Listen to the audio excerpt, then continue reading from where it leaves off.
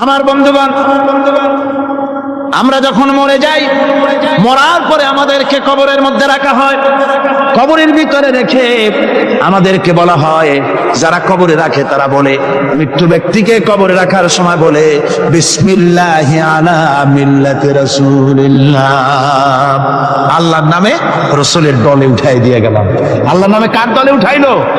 রসুলের দলে। চিন্তা করেন ভাইরা, আল্লাহর নামে রসুলের দলে উঠাইলেন কারে? কারে উঠালো? এই লোকটি তার যৌবনকালে যত মিছিল করেছে, ধর্মনিরপেক্ষতাবাদের পক্ষে মিছিল করেছে, জীবনে যা কিছু করেছে সব করেছে মানুষের তৈরি করা মতবাদের জন্য। তার ভোট ইসলামের কাজে লাগে নাই, তার ইলেকশন ইসলামের কাজে লাগে নাই, তার দেওয়ালের লেখা ইসলামের কাজে লাগে নাই, তার বক্তৃতা, তার টাকা পয়সা ইসলামের কাজে লাগলো না।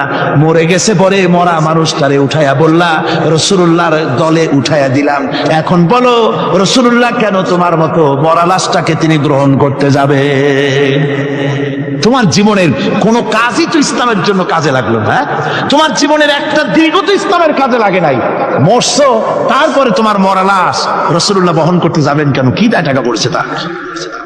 قل إن صلاتي ونسكي ومحياي ومماتي لله رب العالمين। সবাই পড়েন, إن صلاتي ونسكي ومحياي ومماتي لله رب العالمين। আল্লাহ পাক বলেছেন, বলো আমার নামাজ, আমার হায়াত, আমার কুরবানি, আমার মওত সব আল্লাহর জন্য। কার জন্য? আল্লাহর জন্য। এই পৃথিবীর মুখে আমরা দেখতে পাই মানুষ তার বন্ধুদেরকেই দেয়, শুধু সরকার হোক আর সাধারণ মানুষ হোক, আপনজনদেরকে নিজের দলকেই বেশি দেয়। কথা ঠিক কিনা? নিজের দলের প্রতি, আত্মীয় স্বজনের প্রতি স্বজন প্রিয়তা মানুষের শরীরের ভিতরে রোগ হিসাবে কাজ করে, আর এভাবে করে নিজের দল আর আত্মীয় স্বজনকে বেশি করে সুযোগ সুবিধা দেয়। শত্রুকে কেউ দেয় না, শত্রুকে কেউ ডেকে ডেকে কোনো জিনিস দিতে চায় না বা দেয় না। আল্লাহ রাব্বুল আলামিন এমন রহমান, এমন দয়াবান, এমন মেহেরবান, যারা তার ইবাদত করে, যারা তাকে স্বীকার করে, আল্লাহ বলে তাকে যারা সেজদা দেয়, আল্লাহ পাক তাদেরকেও দেন। আর যারা আল্লাহকে অস্বীকার করে, আল্লাহ রাব্বুল আলামিনকে মানে না, তার গুণাবলী কি স্বীকার করে না, তার অস্তিত্ব স্বীকার করে না, তারপরেও আল্লাহ রাব্বুল আলামিন কোন নাফরমান বান্দাকেও রহমত থেকে বঞ্চিত করেন না। সে যেই হোক, বেনামাজি হোক, মুরতাদ হোক, নাস্তিক হোক, তারপরে আল্লাহর অনুগ্রহ থেকে সে বঞ্চিত থাকে না। কথা ঠিক কিনা? বরং এটাই আমরা দেখি, নামাজি, দিনদার, পরেজগার মানুষ তার বরং কম থাকে, সে বরং কম পায়। বাড়ি নাই, ঘর নাই, কলকারখানা নাই, আর নামাজ রোজা করে না, হজ যাকাত করে না, আল্লাহর সাথে বিরোধিতা করে, আল্লাহরে মানেই না, বলে দেয়ার ইজ নো গড, স্রষ্টা বলতে কেউ নাই। এই ড্রিঙ্ক অ্যান্ড বি মেরি, এই হচ্ছে তাদের থিওরি, তাদের দর্শন, তাদের ফিলসফি।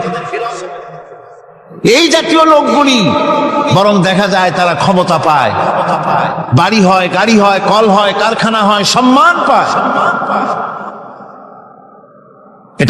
এটা কেন?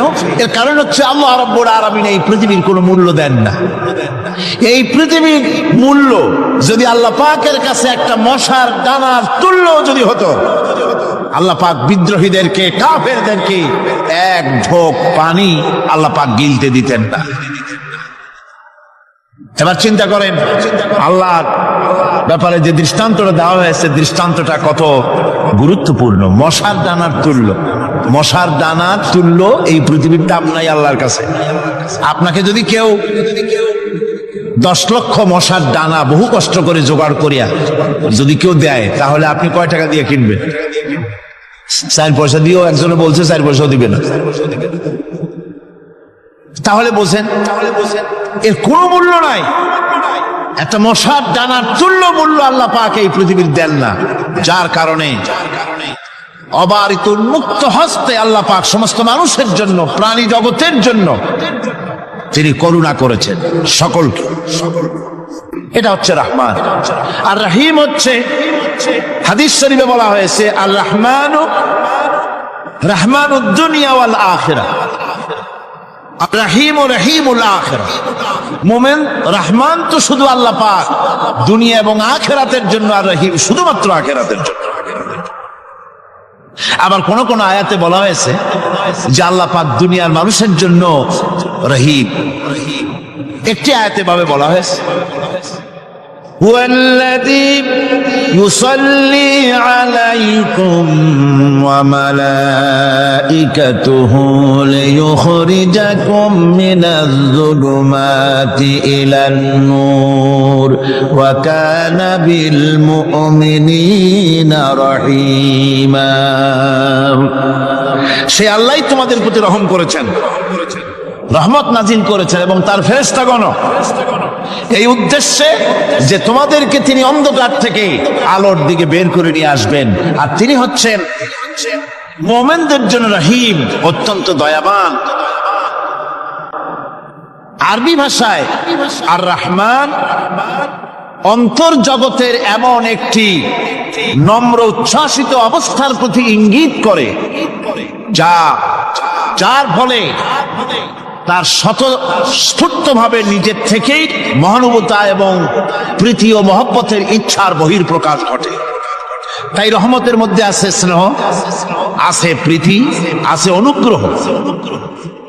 আল্লাহ পাকের রহমতটা কি জিনিস? সেটা হচ্ছে রহমতি ওয়াসিআত কুল্লা শাই, আমার রহমত দিয়ে সমস্ত জিনিসকে ঢেকে রাখা হয়েছে। প্রত্যেকটি জিনিসের ভিতরে আল্লাহ পাকের রহমত রয়েছে। রহমত ছাড়া এই পৃথিবীতে মানুষের চলার কোনো পথ নাই। সমস্ত ব্যাপারই আল্লাহ পাকের রহমত আর রহমত। তাবৎ সৃষ্টির দিকে যদি আমরা তাকাই, আল্লাহ পাকের সৃষ্টি জগতের দিকে তাকাই, সেখানে আল্লাহর এই করুণা ছাড়া আর কিছুই দেখা যাবে না। কোরআনে কারিমে বলা হচ্ছে ওয়াসাখখারা লাকুম মা ফিস সামাওয়াতি ওয়া মা ফিল আরদি জামিআন মিনহু ইন্না ফি যালিকা লাআয়াতিন লিকাওমিন ইয়াতাফাক্কারুন। আকাশ ও পৃথিবীতে যা কিছু আছে তা সব কিছুই আল্লাহ রাব্বুল আলামিন মানুষের তো করে দিয়েছেন। যেভাবে পারো সেভাবে তাকে কাজে লাগাও। সমস্ত জিনিসকে আল্লাহ পাক মানুষের অনুগ্রহ করে দিয়েছে, তার খেদমতের জন্য, তার কাজের জন্য তৈরি করেছেন, মানুষের কাজের জন্য। সাখারা শব্দ দিয়ে বোঝানো হয়েছে সকল বস্তুই মানুষের অনুগত, মানুষ যেন তা দিয়ে তার নিজের কাজ সম্পাদন করতে পারে। অন্য আয়াতে বলা হয়েছে আল্লাহুল্লাযী খালাকাস সামাওয়াতি ওয়াল আরদা ওয়া আনজালা মিনাস সামাই মাআন ফাখরাজা বিহি মিনাস সামারাতি রিজকান লাকুম ওয়া সাখখারা লাকুমুল ফুলকা লিতাজরি ফিল বাহরি বিআমরিহি ওয়া সাখখারা লাকুম আল্লাহ রাব্বুল আলামিন তিনি আকাশ সৃষ্টি করেছেন, জমিনকে সৃষ্টি করেছেন এবং আকাশ থেকে পানি বর্ষণ করেছেন, তা দিয়ে ফসল উৎপাদন করেছেন। এই ফসলের পিছনে আল্লাহ পাকের কি বিরাট রহমত কাজ করতেছেন আপনি লক্ষ্য করেন। কাদার ভিতরে, কর্দমাক্ত জমিনের ভেতরে আপনি বীজ বপন করেছেন। কর্দমাক্ত জমিনের ভেতরে বীজ বপন করে বাড়ি গিয়ে আপনি ঘুমিয়ে আছেন। আল্লাহ পাকের রহমত, তার কুদরত, ওই বীজ থেকে পাতা উদ্গত করে দিয়েছেন, শিকড় মাটির ভেতরে চলে গিয়েছে, পাতাগুলি নরম, সবে পাতাগুলি গজিয়েছে। সূর্যের তাপে পাতা মুষড়ে পড়ে গিয়েছে বিকেল বেলায়, সারাদিন সূর্যের প্রখর তাপ লেগেছে। মানুষকে খাওয়াবার জন্য আল্লাহ রাব্বুল আলামিনের কি বিরাট রহমত কাজ করতেছে লক্ষ্য করুন। রাতের বেলায় আল্লাহ পাক শিশির বিন্দু নাজিল করে দেন, কণা কণা শিশির বিন্দু ওই মুষড়ে যাওয়া পাতার উপরে পড়ে গিয়ে সারা রাত এভাবে সুন্দর ঠান্ডা বাতাস আর শিশির বিন্দু যত্ন করে করে মুষড়ে যাওয়া পাতাটিকে সকালবেলা পর্যন্ত তরতাজা, সজীব আর প্রাণবন্ত করে দেন। এরপরে গাছ বড় হলো, তার ভিতরে রব্বুল আলামিন ধান দিলেন, গম দিলেন। এভাবে করে যত্ন করে তার শুরু থেকে শেষ পর্যন্ত প্রত্যেকটি গাছকে খাদ্য ব্যবস্থাকে আল্লাহ রব্বুল আলামিন নিজ যত্নে, নিজ কুদরতে, আপন রহমতে সবগুলিকে লালন পালন করে মানুষের হাতে তুলে দিলেন। মানুষকে আল্লাহ পাক সর্বশ্রেষ্ঠ মর্যাদা দান করেছেন, যার কারণে আল্লাহ পাক বলেছেন ওয়ালাকাদ কাররামনা বানি আদম, আদম সন্তানকে আমি সম্মান দিয়েছি, মর্যাদা দিয়েছি। আর সেই মর্যাদা দেওয়ার কারণে যত খাদ্য তার সামনে পেশ করেছি, আল্লাহ পাক আপন রহমতে সব খাদ্যগুলিকে প্যাকেট করে বান্দাদের সামনে হাজির করে দিয়েছেন। কোনো খোলা খাবার দেওয়া হয়নি, কারণ মানুষ হচ্ছে আল্লাহ পাকের শ্রেষ্ঠ মেহমান, মর্যাদা সম্পন্ন প্রাণী, মর্যাদা সম্পন্ন মেহমান এই মানুষ। তার সামনে কলা দেওয়া হলো কভার করে, প্যাকেট করে। আনারস বলেন, আম বলেন, কাঁঠাল বলেন, যত রকমের ফল আল্লাহ পাক দান করলেন, বেদানা বলেন, আপেল বলেন, সমস্ত ফলগুলিকে, খাবারগুলিকে আল্লাহ পাক প্যাকেট করে করে আপন রহমতে বান্দাদের সামনে হাজির করে দিয়েছেন। তার এত দয়া, তার দয়াই আকাশ থেকে বৃষ্টি হয়, সেই বৃষ্টিতে ফসল ফলে। তার দয়ায়, তার রহমতে তিনি পানি মানুষের আয়ত্তে করে দিয়েছেন। এই পানির উপরে জাহাজ পরিচালনার জন্য আল্লাহ পাক সুযোগ করে দিয়েছেন। জাহাজ পরিচালনা করা হচ্ছে সমুদ্রের ভেতরে মানুষের জন্য। এভাবে করে আল্লাহ পাক সব জিনিসকে তার সুযোগের মধ্যে এনে দিয়েছে। এরপরে আল্লাহ পাক বলছেন ওয়া আতাকুম মিন কুল্লি সালতুমুহু ওয়া ইন তাউদ্দু নি'মাতাল্লাহি লা তুহসুহা ইন্নাল ইনসানা লাযালুমুন কাফফার। আল্লাহ পাক বলেন তোমাদের প্রতি আল্লাহ পাকের দয়া, তার রহমত, তার করুণা এত বেশি, তোমাদের সকল চাহিদা তিনি পূরণ করেছেন, কোনো চাহিদা বাকি রাখেন নাই। আমাদের চাওয়ার আগে আমাদের যা কিছু প্রয়োজন আল্লাহ রাব্বুল আলামিন সব সাপ্লাই করেছেন। যেরকম সুবহানাল্লাহ। ওই আল্লাহ পাক বলেন ওয়া ইন তাউদ্দু নি'মাতাল্লাহি লা তুহসুহা। বান্দারে আমার নিয়ামত যদি গণনা করো, গুনতে গুনে গুনে গুনে আমার নিয়ামতকে গুনে শেষ করতে পারবা না। এত অসংখ্য নিয়ামত ছড়িয়ে ছিটিয়ে রেখেছি বিশ্ব জুড়ে, সর্বত্র সব জায়গায় আমার করুণার ছোঁয়া তোমার চোখের সামনে পড়বে। الذي جعل لكم الأرض مهدا وجعل لكم فيها سبلا لعلكم تهتدون। আল্লাহ পাক যিনি জমিনকে, এই পৃথিবীকে তোমাদের জন্য বিছানার মতো বিছায় দিয়েছেন, আর বিচারণের জন্য সমতল পথ তৈরি করে দিয়েছেন। এই পৃথিবীটা তোমার জন্য কি সুন্দর করে আল্লাহ পাক একটা গালিচার মতো করে বিছায় দিয়েছেন, সবুজ ঘাস তাতে রয়েছে। এই পৃথিবীর মাটি আল্লাহ পাক মানুষের জন্য কি সুন্দর ঘাটিতে পরিণত করে দিয়েছেন। এই মাটি আল্লাহর রহমতটা দেখুন, একদিকে মাটি নরম, আবার এমন নরম নয় যে 10 তলা 20 তলা 50 তলা বিল্ডিং করলে পরে এর ভারের চোটে ভিতরে ঢুকে যাবে, এরকম নরম নয়। যেখানে যতটুকু প্রয়োজন ফসল ফলাবার জন্য বৃষ্টি দিয়ে মাটি নরম করে ফসল ফলাবার ব্যবস্থা করা হয়। আবার বিল্ডিং তৈরি করার জন্য মাটি যেমন শক্ত হওয়া দরকার তেমন শক্ত আল্লাহ পাক করে দিয়েছেন। এখন তো 130, 35, 40 তলা পর্যন্ত, তারও বেশি তলা বিল্ডিং তৈরি হচ্ছে। এই পৃথিবী যেন আমাদের নিয়ে নড়াচড়া করতে না পারে সেজন্য আল্লাহ পাক পাহাড় সৃষ্টি করেছেন। আল্লাহ কোন জিনিস খেলতামশার জন্য তৈরি করেন নাই। গতকাল এই আয়াতটি আমি পড়েছিলাম,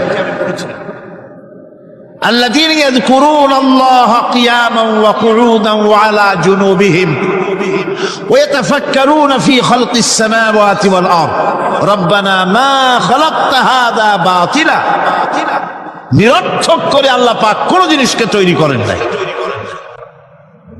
সুতরাং আল্লাহ পাক খেল তামাশায় বস্তু করে কিছুই তৈরি করেন নাই, সবগুলিকে আপন রহমতে তৈরি করেছেন মানুষের সৃষ্টি জগতের জন্য, যার দ্বারা মানুষ উপকৃত হতে পারবে। এর জন্য তিনি হচ্ছেন রহমান। বলেন তিনি কি? রহমান।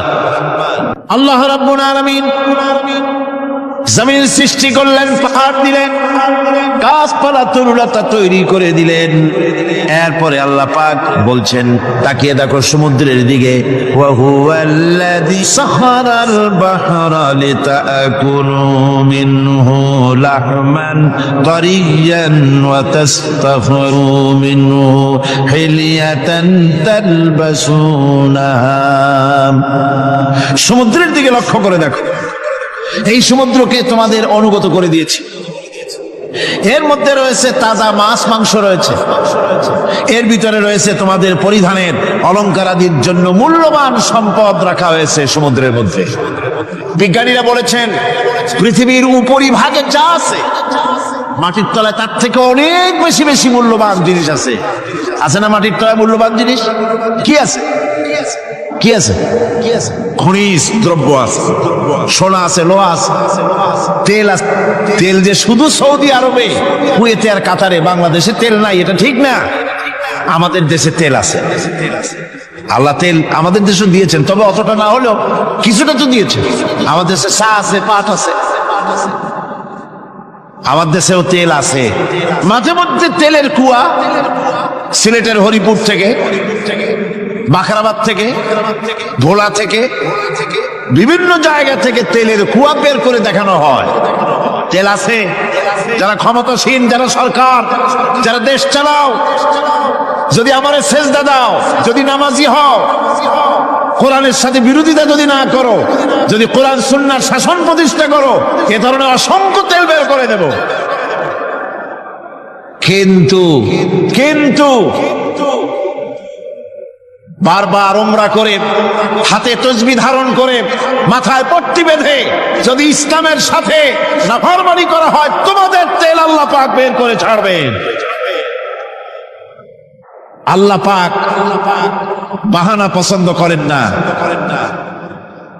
এই জমিনে ফসল আছে, অসংখ্য ফসল আল্লাহ পাক দিয়েছেন, অসংখ্য খনিজ পদার্থ আল্লাহ পাক দান করেছেন। সেই খনিজ পদার্থগুলি আল্লাহ পাক, খনিজ দ্রব্যগুলি আল্লাহ পাক দিবেন মুমিনদের হাতে। কাদের হাতে দিবেন? আল্লাহ পাক বলেছেন, ওয়ালাউ আন্না আহলাল কুরা আমানু ওয়াত্তাকাউ লাফাতাহনা আলাইহিম বারাকাতিম মিনাস সামাই ওয়াল আরদ। দেশের লোকেরা, জনপদের লোকেরা যদি আমার উপর ঈমান আনে আর আমার কি ভয় করার নীতি যদি অবলম্বন করে চলে, তাহলে ওই দেশের মানুষের জন্য আকাশ আর জমিনের সব বরকতের দরজা আমি আল্লাহ খুলে দেব। নিয়ামতের অভাব নাই, যথেষ্ট নিয়ামত আল্লাহ পাকের আছে। এখন দেখুন আল্লাহ রাব্বুল আলামিন তার রহমতের নমুনা প্রাণী জগতের দিকে লক্ষ্য করে দেখেন। আল্লাহ রাব্বুল আলামিন সমস্ত প্রাণী জগৎ, দুনিয়ায় মানুষ বাদে যত প্রাণী আছে সমস্ত প্রাণীর দিকে তাকান। মানুষের কথা তো গতকাল বলেছি। সমস্ত প্রাণীগুলিকে আল্লাহ রাব্বুল আলামিন তাদের সাথে তাদের সমস্ত জিনিস দিয়ে দিয়েছেন। এর মধ্যে কোনোটাকে আল্লাহ পাক বোঝা বহন করার জন্য কোন প্রাণীকে তৈরি করেছেন, আবার মানুষের জন্য, জিহাদের জন্য, যুদ্ধ করার জন্য কোন প্রাণী তৈরি করেছেন, চাষাবাদ করার জন্য প্রাণী তৈরি করে দিয়েছেন। কোরআন বলছে, ওয়াল আনআমা খালাকাহা লাকুম ফিহা দিফকুন ওয়া মানাফিউ ওয়া মিনহা তাআকুলুন। তিনি বিভিন্ন ধরনের জীব পয়দা করেছেন, যার থেকে তোমাদের শীতের পোশাক এবং অন্যান্য কল্যাণকর কাজ যেন তোমরা করতে পারো, সেজন্য পশুর গায়ে যে পশম দেওয়া হয়েছে, এতে পশুরও কাজ হয়। আবার এই পশমগুলি গ্রীষ্মকালে কেটে নিয়ে তাই দিয়ে মানুষের শীতবস্ত্র তৈরি করা হচ্ছে। আপনার গায়ের, আপনার গলার মাফলার, আপনার সোয়েটার, আপনার চাদর, আপনার কম্বল, এগুলি আল্লাহ পাক তৈরি করার জন্য দুনিয়ার যত প্রাণী তৈরি করেছেন, প্রাণীগুলির গায়ে, চতুষ্পদ জন্তুর গায়ে পশম দিয়ে, সেগুলি দিয়ে এগুলি তৈরি করার ব্যবস্থা করেছেন। আবার আল্লাহ রাব্বুল আলামিন বলেন, ওয়ালাকুম ফিহা জামালুন হিনা তুরিহুনা ওয়া হিনা তাসরাহুন। যখন সেগুলি মাঠে সকাল বেলায় চড়তে নামে, আবার বিকেল বেলায় যখন পালবদ্ধ হয়ে বিকেল বেলায় যখন ঘরে ফেরে, তখন দেখার এক সৌন্দর্য এমন হয় যা সত্যি উপভোগ্য। লক্ষ্য করে দেখবেন, এগুলি শহরে কম দেখা যায়, গ্রাম্য অঞ্চলে মাঝে মধ্যে যাবেন, গ্রামের লোকই আপনারা অধিকাংশ এখানে আছেন, আপনারা দেখবেন সকাল বেলায় যখন পালে পালে গরু, ছাগল, মহিষ ইত্যাদি যেতে থাকে, সকাল বেলায় সূর্য যখন উঠে সেই সময় যখন এগুলি যেতে থাকে, তখন তার দেখার একটা দৃশ্য দারুণ লাগে। আবার যখন সন্ধ্যা বেলায় গোধূলি লগ্নে যখন সূর্য লাল হয়ে পশ্চিম দিগন্তে অস্তমিত হতে যায়, তখন শত শত গরু, ভেড়া, ছাগল পাল ধরে মাঠের মধ্য দিয়ে যখন বাড়ির দিকে রওনা করে, আল্লাহ পাক বলেন এই দৃশ্য অত্যন্ত উপভোগ্য।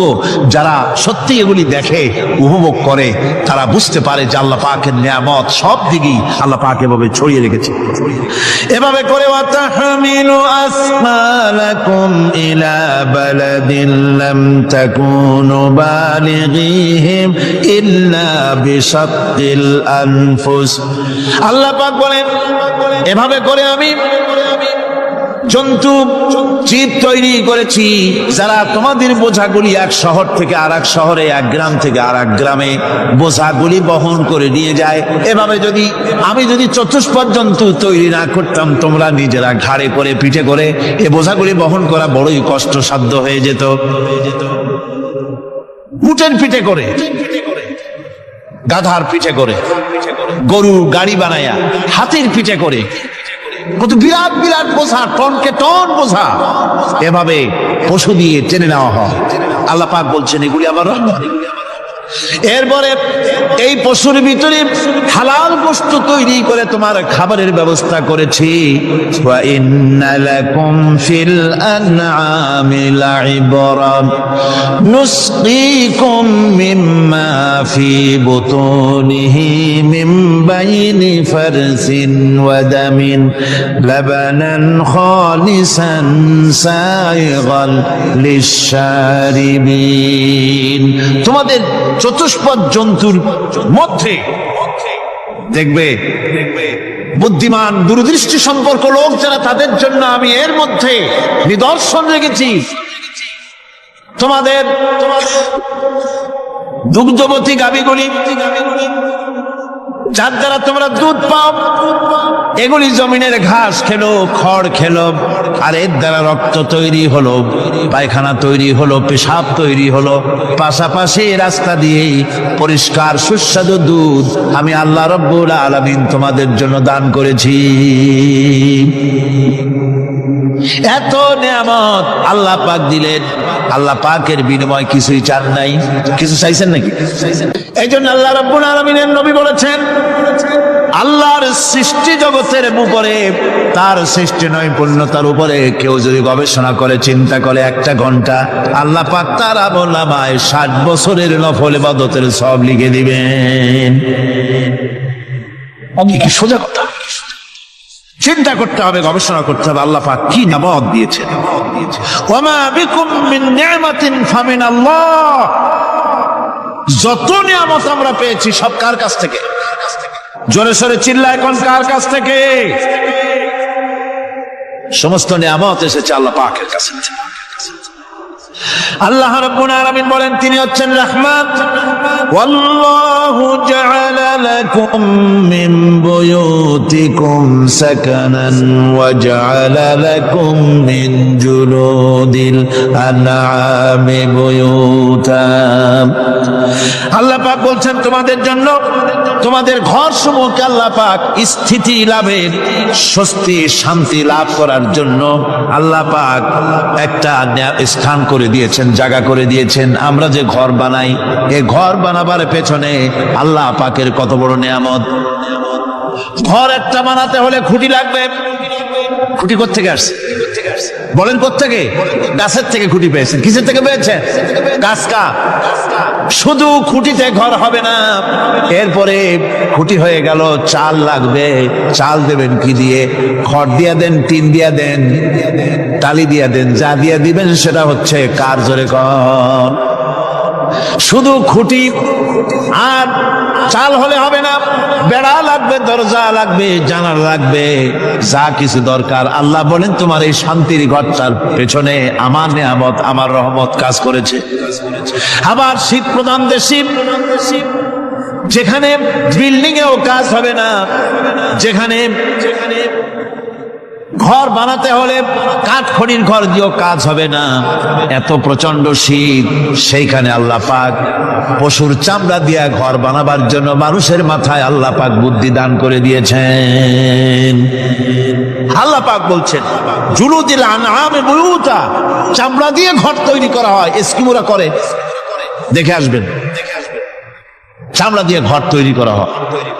আল্লাহ পাক এই পশু দিয়ে মানুষের এত উপকার করছেন। তিনি রহমান। এই রহমত থেকে পৃথিবীর কেউ বঞ্চিত নয়। সমস্ত প্রাণী সমূহকে আল্লাহ পাক এই বিরাট নিয়ামত দান করেছেন। একটি মানুষ যতই সংকীর্ণ হোক, অসভ্য জীবন যাপন করুক, ইলিটারেট হোক, মূর্খ হোক, লেখাপড়া কিচ্ছু জানে না, একটা পর্ণ কুটিরের ভিতর এক কৃষক বাস করে, সেও যদি চিন্তা করে তাহলে অন্তত এতটুকু উপলব্ধি তার আসবে যে সে অসুখ হলে পরে তার আশেপাশে লতা গুল্ম, গাছের শিকড় বেটে খেলে পরে তার অসুখ ভালো হয়ে যায়। ঠিক কিনা? এখন তো অসুখ ভালো হওয়ার জন্য কোনো অসুবিধা নাই, কোনো সমস্যা নয়। পত্রিকার ভিতরে অ্যাডভার্টাইজ আসতেছে, স্ট্যাম্পের উপরে লিখে দেব আখিরি লেখা, বিশ্বব্যাপী চ্যালেঞ্জ। মেয়ে লোকও চ্যালেঞ্জ দিতেছে, পুরুষও দিতেছে, পাগলও দিচ্ছে, ছাগলও দিচ্ছে, সবাই মিলে চ্যালেঞ্জ করছে। পত্রিকাগুলি পয়সার লোভে আবার এগুলি ছাপতেছে। সব রকমের রোগ, অসুখ, সব রকমের ওষুধ তারা দিতে পারবে। তেইশ যদি হয় তো খামাখা আমাদের মেডিকেল কলেজ রাইখা লাভ। বিজ্ঞাপন দিয়া যদি ওষুধ বিক্রি করা হয়, কেমন গভর্নমেন্ট আমি বুঝি না। এই পাগল ছাগলের বিজ্ঞাপনগুলি ছাপা হয় পত্রিকায়, লোকেরা বিভ্রান্ত হয়, লোকেরা বোঝে না। তাদের কাছে গেলেই মুখ দেখেই বলে দেবো এরকম আসতেছে, পাগলের মতো চেহারা, মুখ দেখেই বলে দেবে শেষ দর্শন। আর দর্শন জিন্দিগি করা লাগবে না। ছোট্ট ছোট্ট পোলাপানো এরকম এক এক জায়গায় হইতেছে। খুলনা জেলার দাখপ এলাকায় একবার শোনা গেল সেখানে ছাগলে পানি পড়ে দেয়, যে যাবে তার রোগ ভালো হবে। কি শিক্ষিত কি অশিক্ষিত সমানে গিয়ে লাইন দিতে লাগে। ছাগলের বাড়ি, ছাগলের কাছে পানি ধরে। এখন ছাগলের কাছে কিছু ধরলি তো সে শোকে, শুকতে গেলেই মনে করে যে পড়িয়ে দিছে, দম করে দিছে, আর খাইতেছে। এরপরে ছাগলওয়ালার বাড়ি এক ছাগল দিয়া হাতির মালিক হয়ে গেছে, বাড়ি বিল্ডিং টিল্ডিং করে সর্বনাশ। কি আজীব তামাশা, কি আশ্চর্য দেশ। এমন কোন রোগ নাই যে এই সমস্ত পাগল ছাগলের চিকিৎসা ভালো না হবে। এগুলি অ্যাডভার্টাইজ দিয়ে চলছে। আল্লাহ পাক মানুষকে অসুখ দিয়েছেন, অসুখের আবার ওষুধও দিয়েছেন। কারণ আলহামদুলিল্লাহ লিকুল্লি দাইন দাওয়াও, প্রত্যেকটি রোগের ওষুধ আল্লাহ তৈরি করেছেন। সুবহানাল্লাহ ওয়া বিহামদিহি। কালো জিরা সম্পর্কে রাসূল কারীম সাল্লাল্লাহু আলাইহি ওয়াসাল্লাম বলেছেন, হাদিহি হাব্বাতুস সাওদা এটা হচ্ছে কালো দানা। দাওয়াউন লিকুল্লি দাইন ইল্লা সাম, মৃত্যু ছাড়া সকল রোগের ওষুধ কালো জিরার মধ্যে আছে। আবার মধু সম্পর্কে আল্লাহ পাক বলেছেন এটি হচ্ছে গোটা পৃথিবীর সমস্ত মানুষের জন্য রোগের প্রতিষেধক। একজন নিরক্ষর মানুষও যিনি লেখাপড়া কিছুই জানে না, সে লোকটাও টের পায় অসুখ বিসুখ হলে সে আশেপাশে লতা গুল্ম বেটে তার থেকে তার রোগ নিরাময় করতে পারে। রৌদ্রের দাবানল থেকে বাঁচার জন্য সে গাছের আশ্রয় নিতে পারে। তরুণ গাছ থেকে ফার্নিচার তৈরি করতে পারে। আবার এই গাছ থেকে সুস্বাদু ফল পেতে পারে। আর এই গাছ যখন বুড়ো হয়ে যায় তখন তার দিয়ে সে ফার্নিচার তৈরি করতে পারে। অসংখ্য নিয়ামত তার চতুর্পাশে ছড়ানো থাকে। একটা নিরক্ষর মূর্খ ব্যক্তিও যদি চিন্তা করে তাহলে আল্লাহর রহমত সম্পর্কে জানতে তার মোটেই কষ্ট হওয়ার কথা নয়। মূল কথা হলো চিন্তা করা, গবেষণা করা। আল্লাহ পাক এই জন্য বারবার বলেছেন লা আয়াতিন লিকাউমিন ইয়াতাফাক্কারুন, লা আয়াতিন লিউলিল আলবাব, যারা নাকি চিন্তাশীল গবেষক, মাথায় গিলুটুলু যাদের আছে, ওরা এগুলি খুব ভালো করে বুঝবে। আল্লাহ রাব্বুল আলামিন এই পৃথিবীকে তার রহমত দিয়ে ছেয়ে রেখেছেন, অসংখ্য রহমত দিয়ে রেখেছেন। আর তার রহমত সৌন্দর্য বিবর্জিত নয়, তার রহমত দিয়েই সব সুন্দর হয়ে সাজিয়ে গুছিয়ে আল্লাহ পাক তৈরি করেছেন। আকাশটাকে সাজিয়েছেন কোরআনে খালকিস সামাওয়াতি ওয়াল আরদি ওয়াখতিলাফিল লাইলি ওয়ান নাহার লাআয়াতিন লিউলিল আলবাব। নিঃসন্দেহে এই পৃথিবী যারা জ্ঞানবান, যারা চিন্তাশীল, তারা আকাশ এবং জমিনের সৃষ্টির ব্যাপারে চিন্তা করবে, রাত এবং দিনের পরিবর্তনের ব্যাপারে তারা গবেষণা করবে। রাত দিনের পার্থক্য মানুষের জীবনকে পদ্ধতিগত দিক থেকে দুই ভাগে বিভক্ত করেছে। একটা হচ্ছে দিন আর একটা হচ্ছে রাত। وَجَعَلْنَا اللَّيْلَ لِبَاسًا وَجَعَلْنَا النَّهَارَ مَعَاشًا। আল্লাহ পাক বলেন আমি দিনকে রুজি রোজগার করার জন্য, কামাই রোজগার করার জন্য দিন তৈরি করেছি, আর আরাম করার জন্য আমি রাতকে তোমাদের জন্য আচ্ছাদন করে দিয়েছি, তোমাদের জন্য রাতকে আরাম করার জন্য করে দিয়েছি। দিনের বেলায় কাজ করবে, রাতের বেলায় আরাম করবে। আল্লাহ সুবহানাহু ওয়া তাআলা তিনি বলছেন আমার রহমতেই পৃথিবীর মাটি থেকে তোমাদের ফসল উৎপাদিত হয়। তোমরা দেখো আফারাআইতুম মা তাহরুসুন আনতুম তাজরাউনাহু আম নাহনু যারিউন। জমিন থেকে ফসল কে উদ্গত করে? উদ্ভিদকে কে গজায়? তুমি গজাও না, আমি গজাই। আল্লাহ পাক বলেন সমস্ত উদ্ভিদগুলি আমি তোমাদের জন্য গজায় দেই, উঠায় দেই। এরপরে যখন ফসল হয়, ফসল পাকা দেখে মানুষ তখন মোষে তেল মাখে, ফুর্তি করে, আনন্দ করে। আল্লাহ পাক বলেন দেখো লাউ নাশাউ জাআলনাহু হুতামান ফাযালতুম তাফাক্কাহুন। যদি আমি ইচ্ছে করি তাহলে তোমার ফসলকে আমি কুটায় পরিণত করে দিতে পারি, তখন তো তুমি নিজের কপালে করাঘাত করবে আর বলবে আহারে মাহরুম হয়ে গেলাম, বঞ্চিত হয়ে গেলাম। আল্লাহ যদি ইচ্ছে করেন তাহলে ফসলগুলিকে আল্লাহ পাক তুষে পরিণত করে দিতে পারেন না?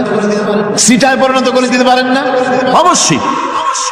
সেই জন্য আল্লাহ পাক বলছেন যেগুলি সব আমার ক্ষমতা, আমি আপন নিয়ামতে, আপন বরকতে, রহমান নামের কারণে আমি তোমাদের সব আমি গুছিয়ে দিচ্ছি।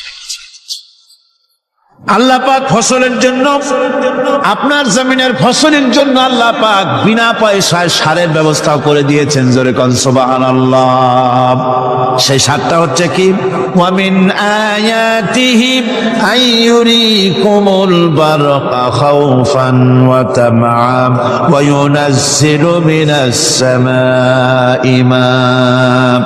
আল্লাহ পাক বলেন আমি আমার নিদর্শনাবলীর ভিতরে এটা হচ্ছে নিদর্শন যে আকাশে বিদ্যুৎ চমকায়, মেঘের গর্জন আর বিদ্যুতের চমক, এই সবগুলি আমার নিদর্শন।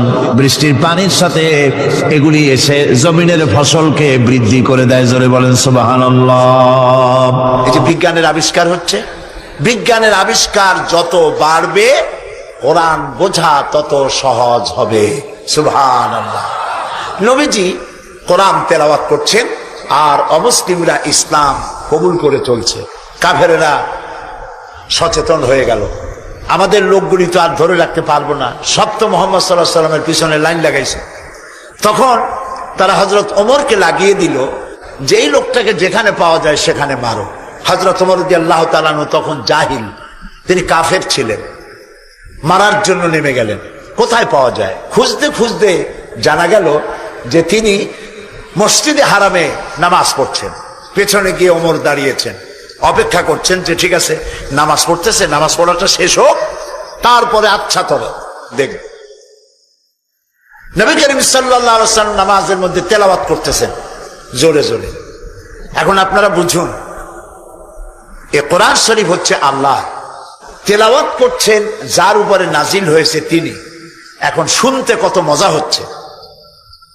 হযরত ওমর তিনি বলছেন যে আমি মনে মনে ভাবলাম যে মুহাম্মদ সাল্লাল্লাহু আলাইহি সাল্লামকে এইসব কথা জেনে শিখায়। উনি তো কোনো স্কুল কলেজে যায় নাই, মাদ্রাসায় যায়নি, কই পান এত সুন্দর সুন্দর কথা, নিশ্চয়ই জেনে শিখাচ্ছে। হযরত ওমর বলেন আমি যখন মনে করছি নবীজিকে মুহাম্মদ সাল্লাল্লাহু আলাইহি সাল্লামকে জেনে কথাগুলি শিখিয়েছে, অমনি তিনি নামাজের ভিতরে তেলাওয়াত করলেন, ইন্নাহু লাকাউলু রাসূলিন কারীম। এটি একটি মহান বার্তাবাহকের বর্ণনা। হযরত ওমর চিন্তা করলেন সর্বনাশ, আমি মনে মনে চিন্তা করছি জেনের কথা, আর উনি জবাবে বললেন না জেনের কথা না, এটা সম্মানিত বার্তাবাহক তিনি বর্ণনা করেছেন। হযরত ওমর বলেন আমি মনে মনে ভাবলাম জেন যদি না শিখিয়ে থাকে তাহলে তলে তলে কোন ফাঁকে যেন মুহাম্মদ সাল্লাল্লাহু আলাইহি ওয়াসাল্লাম কবি হয়ে গেছেন, কারণ এত সুন্দর মিলিয়ে মিলিয়ে কথা তো আর শুনি নাই কখনো। হযরত ওমর বলেন আমি যখন ভাবলাম তিনি কবি হয়ে গেছেন, অমনি তিনি নামাজের ভিতরে আমার এ কথার প্রতিবাদ করলেন। তিনি পড়লেন ওয়ামা হুয়া বিকাউলি শাইরিন কালিলাম মা তুমিনুন। না না না, এটা কোনো কবির কথা নয়, তোমরা খুব কমই বিশ্বাস স্থাপন করো। হযরত ওমর বলছেন কি সাংঘাতিক কথা।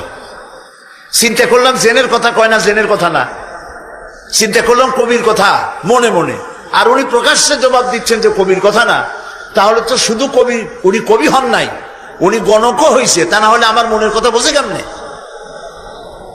হযরত ওমর বলেন আমি যখন মনে মনে চিন্তা করলাম তিনি গণক হয়েছেন, অমনি নামাজের ভিতরে তিনি আমার এই কথারও জবাব দিয়ে দিলেন। তিনি পড়লেন ওয়ালা বিকাউলি কাহিনিন কালিলাম মা তাযাক্কারুন। না, এটা কোনো গণকের কথা নয়। সুবহানাল্লাহ। তোমরা খুব কমই উপদেশ গ্রহণ করে থাকো। হযরত ওমর বলছেন এবার আমার পায়ের তলা থেকে যেন মাটি খসে যাচ্ছে। কি আশ্চর্য কথা, যা মনে চিন্তা করি তার জবাব আসে নামাজ থেকে। এটা জেনের কথা না, এটা কবির কথা না, এটা গণকের কথা না, তবে এটা কি? বিরাট এক জিজ্ঞাসাবোধক চিহ্ন আমার সামনে ঘুরপাক খাচ্ছে, তবে এটা কি? হযরত ওমর বলেন আমি যখনই চিন্তা করলাম তবে এটা কি, অমনি রাসূল নামাজের ভিতরে আমার সে কথার জবাব দিয়ে দিলেন। তিনি পড়লেন তানজিলুম মির রাব্বিল আলামিন। এটি হচ্ছে আল্লাহ রাব্বুল আলামিনের নাজিলকৃত কিতাব। হযরত ওমর বলছেন আমার মনে হচ্ছিল যেন ইসলাম তার সব শক্তি নিয়ে তার শেকড় শুদ্ধ আমার কলিজার মধ্যে গেড়ে বসতেছে। কোরআন এক বৈপ্লবিক পরিবর্তন এনেছিল তদানীন্তন সমাজের মধ্যে। যারা চোর ছিল, ডাকাত ছিল, রাসূলুল্লাহ মেসমেরিজম করেন নাই, জাতিকে হিপনোটাইজ করেননি। গোটা জাতি চোর, ডাকাত, জেনাকার, বদমাশ, সন্ত্রাসী, সুদখোর, গোটা জাতির মধ্যে একটি বিরাট পরিবর্তন এসে গেল। যারা ছিল চোর, যারা ছিল ডাকাত, তারা মানুষের সম্পদের পাহারাদার হয়ে গেল। সুবহানাল্লাহ বলবেন না? যারা নারীর সতীত্বের জম ছিল, তারা নারীর সতীত্বের সংরক্ষণকারী হয়ে গেল। যারা যারা সুদভিত্তিক অর্থনীতি দিয়ে গোটা সমাজের সম্পদকে কক্ষিগত করেছিল, তারা কোরআনের সংস্পর্শে এসে সারা জীবনের সঞ্চিত সব সম্পদ অবারিত মুক্ত হস্তে গরিব জনসাধারণের জন্য দুহাতে বিলায় দিতে লাগলো। এই যে বিরাট পরিবর্তন আসলো, সেই পরিবর্তন আনার পেছনে কাজ করেছে যে কিতাবখানা, সেই কিতাবের নাম কোরআন। বলেন জোরে, কোরআন। এই কোরআন শরীফকে আল্লাহ তাআলা হেফাজত করার দায়িত্ব নিয়েছেন। বেদ বলেন, বাইবেল বলেন, সমস্ত ধর্মীয় পুস্তকগুলি উল্টাপাল্টা হয়ে গিয়েছে, কোনোটার অরিজিনালিটি নাই। আপনি চ্যালেঞ্জ করতে পারেন বুক ফুলাইয়া, বর্তমান বিশ্বে খ্রিস্টানদের কাছে যে বাইবেল আছে, লুক, যোহন, মার্ক, মথি, scripture, New Testament, Old Testament বলতে যা কিছু বুঝায়, ওদের কাছে আল্লাহর কিতাব বলে তারা যে দাবি করে, চ্যালেঞ্জ হয়েছে বর্তমান যুগে খ্রিস্টানদের কাছে যে বাইবেল আছে এর মধ্যে একটি ওয়ার্ডও আল্লাহর নয়, সব তাদের বানানো। এই চ্যালেঞ্জের মোকাবেলা খ্রিস্টান জগৎ করতে পারে নাই। কিন্তু কোরআন শরীফ সম্পর্কে এই কথা কেউ বলতে পারবে না যে একটি অক্ষরও মানুষের তৈরি করা। সুবহানাল্লাহ। এটিকে হেফাজত করেছেন কে? আল্লাহ রাব্বুল আলামিন বলেন, ইন্না নাহনু নাযালনা যিকরা ওয়া ইন্না লাহু লাহাফিজুন। কোরআন নাজিল করেছি আমি, আর সংরক্ষণের দায়িত্ব আমি আল্লাহ আমার নিজ হাতে গ্রহণ করেছি। সুবহানাল্লাহ। কোরআন হেফাজতের ব্যবস্থা দেখুন, আল্লাহ তাআলা কোরআন হেফাজত করেছেন। সিন্ধুকের ভিতরে করেন নাই, তাহলে পোকামাকড়ে খাইতে পারতো, নষ্ট করে ফেলতে পারতো। ব্যাংকের লকারে রাখেন নাই, লোহার সিন্ধুকে রাখলে এটা ড্যাম হতে পারত, এটা ফাঙ্গাস পড়তে পারত, এটা নষ্ট হয়ে যেতে পারত। আল্লাহ তাআলা হেফাজতের এমন ব্যবস্থা করলেন যা পৃথিবীর কোন জাতির ধর্মীয় গ্রন্থকে হেফাজতের এই ব্যবস্থা নাই। সেটা কি?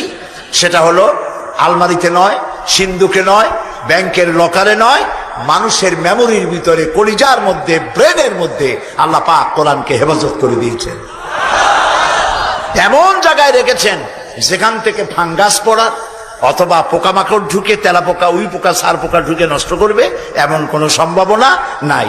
চুরি হবে, ডাকাতি হবে, পরিবর্তন হবে এমন কোনো সুযোগ নাই। কোরআন মানুষকে মুখস্থ করা আল্লাহ সহজ করেছেন। সুবহানাল্লাহ। সূরা কামার, সূরা কামারের মধ্যে আল্লাহ রাব্বুল আলামিন 4 বার বলেছেন, ওয়ালাকাদ ইয়াসসারনাল কুরআনা লিযিকর ফাহাল মিন মুদ্দাকির। অবশ্যই কোরআন মুখস্থ করার জন্য আর বোঝার জন্য আমি আল্লাহ মানুষের কাছে সহজ করে দিয়েছি। সুবহানাল্লাহ। মানুষ এখন মুখস্থ করতেছে। কোরআন যারা মুখস্থ করছে তাদের সংখ্যা, এক জরিপে জানা গেছে সারা পৃথিবীতে কোরআন যারা মুখস্থ করেছে তাদের সংখ্যা 5 কোটি ছাড়াই গেছে। ময়মনসিংহে হাফেজ নাই, আছে সর্বত্র। সেবার লন্ডনে এক মাদ্রাসায় আমাকে দাওয়াত করা হলো, হেফজখানা। যারা মুখস্থ করেছে কোরআন তাদের মাথায় পাগড়ি পরাবার জন্য। এখন মাদ্রাসা মুখস্থ করা, কোরআন মুখস্থ করার মাদ্রাসা লন্ডনে হয়েছে, আলহামদুলিল্লাহ। কন ইসলাম ডুবাই দেবো, মিটাই দেবো, যতই চিল্লা, এটা বন্ধ করার ক্ষমতা পৃথিবীর কোন মানুষের নাই। এটা বন্ধ করার ক্ষমতা বুশের নাই, বুশের বাবেরও নাই। সুবহানাল্লাহ বলে। প্রিয় ভাই সব, সেই ইংল্যান্ডে আজ আর নাই যে ইংল্যান্ডে এখন থেকে 150 বছর আগে মাত্র একটা মসজিদ ছিল। সেই ইংল্যান্ডে এখন মসজিদের সংখ্যা 8000 ছাড়াই গেছে। কেমনে বন্ধ করবা ইসলাম? ফেরাউন যত চেষ্টা করছে মুসারে আসতে দেবে না, আল্লাহ মুসা আলাইহিস সালাম নিয়ে ফেরাউনের ঘরেই লালন পালন করছে, ঠিক কিনা? তো সেই মাদ্রাসার ছাত্রদেরকে মাথায় পাগড়ি পড়াতে পড়াতে 10-12 দিন ছেলে, ছোট্ট একটা ছেলে আসছে এতটুকু, আমি জিজ্ঞেস করলাম এ কি? আমি মনে করছি সে বোধহয় আন্দাজে আসছে পাগড়ি নেওয়ার জন্য। তাই বললাম এ কি? বলেছে এর মাথা তো পাগড়ি দিবেন কেন? কয় যত হাফেজ। আশ্চর্য, কত বয়স কত? কয় 7-7.5 বছর হবে। সুবহানাল্লাহ, আমার চোখে পানি এসে গেল। আমার কাছে মনে হলো যেন আল্লাহ তাআলা প্রশান্ত মহাসাগরকে একটা ঝিনুকের মধ্যে আল্লাহ তাআলা ঢুকাই দিয়েছে। কোরআনের হেফাজতের মালিক কে? আরো জোরে বলুন। তিনি হেফাজতের দায়িত্ব নিয়েছেন। এখন এই কোরআন থেকে আমি কিছু কথা আলোচনা করতে চাই স্বল্প সময়ের মধ্যে। আলোচনা করব সেই জায়গা দিয়ে যেই জায়গাটি থেকে আলোচনা করলে পরে আমাদের আকীদা দুরস্ত হয়ে যাবে। আল্লাহ তো সংখ্যা বেশি চান না, আল্লাহ চান কোয়ালিটি। কোয়ান্টিটির প্রয়োজন না, কোয়ালিটির প্রয়োজন। 313 জন মুসলমান দিয়ে যা হয়েছে, আজকে পৃথিবীতে 150 কোটি মুসলমান দিয়ে তা হচ্ছে না। ঠিক কিনা বলেন? সত্য কিনা? এমন সময় তো ছিল যখন মুসলমানেরা একটা খেজুর ছিঁড়ে ছিঁড়ে 8-10 জন দাঁতে লাগাইয়া চাবাইছে। 1 গ্লাস পানি অনেকজন মানুষের ঠোঁট ভিজিয়ে তারপরে লড়াই করেছেন। এরপরে গোটা পৃথিবীর অর্ধেকটা পৃথিবী মুসলমানদের পায়ের উপরে চুমো খেয়েছে। আজ মুসলমানের সংখ্যা বেড়েছে কিন্তু কোয়ালিটি বাড়ে নাই। কোয়ালিটি বাড়াবার জন্য ফাউন্ডেশন হচ্ছে তাওহীদ, তাওহীদে বিশ্বাস, শিরক থেকে বাঁচা আর তাওহীদে বিশ্বাস স্থাপন করা। এই আকীদা যদি মজবুত না হয় তাহলে আমাদের সংখ্যা যতই বাড়ুক, কাফের এবং দুশমনদের সামনে আমরা হেয় প্রতিপন্ন, লাঞ্ছিত হতে বাধ্য হব। সেই জন্য আমি আপনাদের সামনে একটি জায়গা থেকে আলোচনা করতে চাই। তার আগে শয়তানের ওয়াসওয়াসা থেকে পানাহ চেয়ে নিতে হবে, কারণ শয়তান চায় না যে আমরা আল্লাহর কথা শুনি। শয়তান কি চায়? সেই জন্য আল্লাহ তাআলা বলেছেন কোরআন তেলাওয়াতের সময় শয়তানের ওয়াসওয়াসা থেকে আমার কাছে পানাহ চেয়ে নিন। আপনারা সবাই আমার সাথে পড়ে, বিতাড়িত মরদুদ শয়তানের ওয়াসওয়াসা থেকে পানাহ চাই পরম করুণাময় আল্লাহর নামে। শুরু করছি সূরা লুকমান, 2 রুকু। وَلَقَدْ آتَيْنَا لُقْمَانَ الْحِكْمَةَ أَنِ اشْكُرْ لِلَّهِ وَمَنْ يَشْكُرْ فَإِنَّمَا يَشْكُرُ لِنَفْسِهِ وَمَنْ كَفَرَ فَإِنَّ اللَّهَ غَنِيٌّ حَمِيدٌ وَإِذْ قَالَ لُقْمَانُ لِابْنِهِ وَهُوَ يَعِظُهُ يا بني لا تشرك بالله إن الشرك لظلم عظيم صدق الله العظيم। 2টি আয়াত আমি আপনাদের সামনে তেলাওয়াত করেছি। অর্থ হচ্ছে, আর অবশ্যই আমি লোকমানকে জ্ঞান দান করেছি এবং তাকে বলেছি যে তুমি আল্লাহর প্রতি কৃতজ্ঞ হও। ওমাই ইয়াশকুর ফাইন্নামা ইয়াশকুরু লিনাফসি, আর যে ব্যক্তি কৃতজ্ঞ হয় সে তার নিজের জন্যই কৃতজ্ঞতা প্রকাশ করে। ওমান কাফারা, আর যে ব্যক্তি অকৃতজ্ঞ, ফাইন্নাল্লাহা গানিয়্যুন হামিদ, আর জেনে রেখো আল্লাহ তাআলা কারো কৃতজ্ঞতার, কারো প্রশংসার মুখাপেক্ষী নন। তিনি হামিদ, নিজের থেকে নিজেই প্রশংসিত। এটি হলো আমার তেলাওয়াতকৃত আয়াতের তরজমা। এখন এই আয়াত থেকে কিছু কথা আমি আপনাদের সামনে আলোচনা করতে চাই। ফ্যানটা আমার দিকে একটু ডাইরেক্ট করে দেন। সেটা হলো এই, আল্লাহ তাআলা বলছেন ওয়ালাকাদ আতাইনা লুকমানাল হিকমা, আমি লোকমানকে জ্ঞান দান করেছি। লোকমান সম্পর্কে আমাদের অনেকের ধারণা যে লোকমান ছিলেন পয়গম্বর বা নবী বা রসুল ছিলেন। এটি ঠিক নয়। হযরত লোকমান নবী না, রসুল না, তাকে আল্লাহ জ্ঞান দান করেছিলেন। কে জ্ঞান দান করেছিলেন বলুন? আল্লাহ তাআলা তাকে জ্ঞান দান করেছিলেন। হযরত লোকমান ছিলেন একজন বাদশাহ, একজন রাজার, তিনি ছিলেন কৃতদাস। এখন একদিন বাদশার কাছে খবর এলো যে আপনার যে খাদেম, যে গোলাম লোকমান, সে তো বড় বুদ্ধিমান মানুষ। বলে কেমন? যেখানেই যায় উট, ভেড়া, ছাগল ইত্যাদি তো পালে, তো যখন যেখানে যায় উট ভেড়াগুলো ছেড়ে দিয়ে তারপরে এক জায়গায় বসে, আর সব রাখালরা তার চারদিকে এসে বসে যায়, আর উনি জ্ঞানপূর্ণ কথা বলে। তার জ্ঞানের কথা শুনে মানুষগুলি হা করে তাকায় থাকে। বাদশা মনে করলেন যে আমার ভেড়া ছাগল রাখে, তার যদি হয় এত জ্ঞান, তো তারে তো আমার আটকায় রাখা ঠিক না। আচ্ছা জ্ঞানটা কেমন তো একটু পরীক্ষা তো করি। একদিন লোকমানকে তিনি ডাকলেন, ডেকে বললেন, লোকমান তুমি এক কাজ করো, আমার যে ছাগলগুলি তুমি পালতেছো, একটি ছাগলকে জবাহ করে ওর ভিতর থেকে ছাগলের শরীরের সব থেকে উৎকৃষ্ট অংশটা আমার জন্য নিয়ে আসো। হযরতে লোকমান একটা ছাগল জবাহ করলেন এবং ছাগলের কলিজা এনে পিরিচে করে ওনার সামনে হাজির করে দিলেন। কয়েকদিন যাওয়ার পর বাদশাহ আবার বললেন, আজকে আরেকটা ছাগল জবাহ করো এবং তার শরীরের নিকৃষ্ট অংশটা আমার সামনে নিয়ে আসো। লোকমান আরেকটা ছাগল জবাহ করলো এবং ওই ছাগলের কলিজাটা পিরিচে করে এনে হাজির করে দিল। বাদশাহ বলল, আমি শুনছিলাম তোমার নাকি অনেক জ্ঞান, এই বুঝি জ্ঞানের পরিচয়। আমি যেদিন চাইলাম, প্রথম বললাম সব থেকে উৎকৃষ্ট জিনিস আনো, তুমি কলিজা নিয়ে আসলা। সব থেকে নিকৃষ্ট জিনিস চাইলাম, তখনও তুমি নিয়ে আসলা কলিজা। তোমার জ্ঞানের পরিচয় তো পাইলাম না। লোকমান বললেন, হযরতে লোকমান হাকিম বললেন, জাহাপানা, আপনি আমার মধ্যে জ্ঞানের পরিচয় কি পেয়েছেন পান নাই সেটা বড় কথা না। বড় কথা হলো এই, শুধু মানুষ না, প্রত্যেক প্রাণীর মধ্যেই আল্লাহ তাআলা একটা জিনিস দিয়েছেন। সেই জিনিসটা যদি ভালো হয় তাহলে প্রাণীটা ভালো। অর্থাৎ মানুষের মধ্যে, প্রাণীর মধ্যে ভালো যদি কোনো জিনিস থাকে তার নাম দিল, তার নাম কলিজা। আর খারাপ যদি কোনো জিনিস থাকে তার নাম দিল, তার নাম কলিজা। এখন লক্ষ্য করুন, লোকমান যে কথা বললেন 1000 বছর আগে, নবী করিম সাল্লাল্লাহু আলাইহি সাল্লাম 1000 বছর পরে পৃথিবীতে এসে সেই একই কথাই বললেন। একই কথাই বললেন। রাসূল কি বললেন?